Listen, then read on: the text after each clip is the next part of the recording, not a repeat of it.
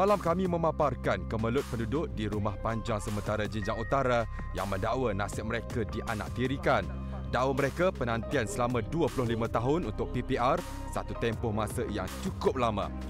Rumah Panjang Sementara yang diduduki sejak sekian lama dirobohkan 3 Mei lalu selepas beberapa notis dikeluarkan di BKL sebelum ini.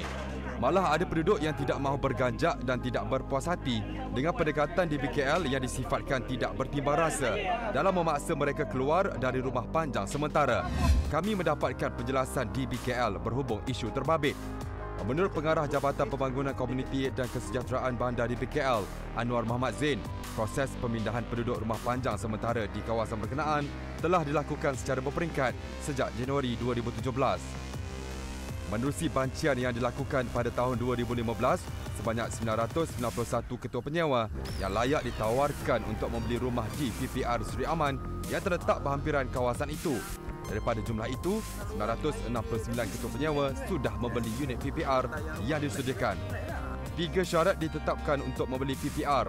Pembeli haruslah merupakan ketua penyewa asal yang menetap di rumah panjang sementara berkenaan dan pasangan suami isteri perlulah kedua-duanya warga negara Malaysia serta tidak memiliki rumah lain dalam radius 35 km di ibu negara.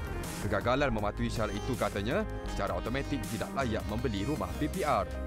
Sehubungan dengan itu, katanya, pemilik kad kuning bukanlah jaminan kepada penduduk untuk membeli PPR sekiranya tidak memenuhi syarat.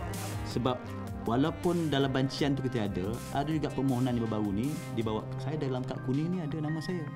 Tapi dalam bancian tak ada. Maknanya dia tidak menetap lagi situ. Jadi dia pun tak dapat walaupun dia ketua penyewa. Dan satu lagi syarat yang paling penting juga ialah mereka ini mestilah tidak mempunyai sebarang harta, terutamanya rumah, dalam sekitar 35 km daripada pusat bangunan. Jadi maknanya ada keadaan saya rasa ketua penyewa ni bila dah lama duduk situ rumah panjang, memang pun dah ada duit, dia beli rumah lain. Katanya, terdapat rumah panjang sementara Jinjang Utara yang turut diduduki oleh penduduk tidak sah PTS yang merupakan generasi kedua ketua penyewa. Dan bagi ketua penyewa asal yang masih lagi bujang, tidak layak membeli PPR. Mereka hanya boleh ditawarkan untuk menyewa PPR. Bagi tujuan itu, 297 unit PPR Seri Aman telah ditawarkan untuk disewa. Di BKL turut menepis dakwaan penduduk berlaku ketirisan terhadap pemilihan pembeli dan penyewa di PPR berkenaan. Semua orang nak rumah. Tapi kita kena fikir juga lebih ramai orang yang di luar sana yang memerlukan rumah. Sekiranya, sebab bila kita dah teliti dan kalau you layak berdasarkan asas-asas dia ada, kita memberi. Tak ada orang nak pertikaikan. Okey. Tapi sekiranya tak layak, orang akan pertikaikan. Jadi mungkin kita rasa kalaulah di BKL bagi juga. Tapi di satu masa sama, di BKL sedang menghadapi seperti saya sebut tadi, ada 10,000 lagi orang yang memohon rumah kita.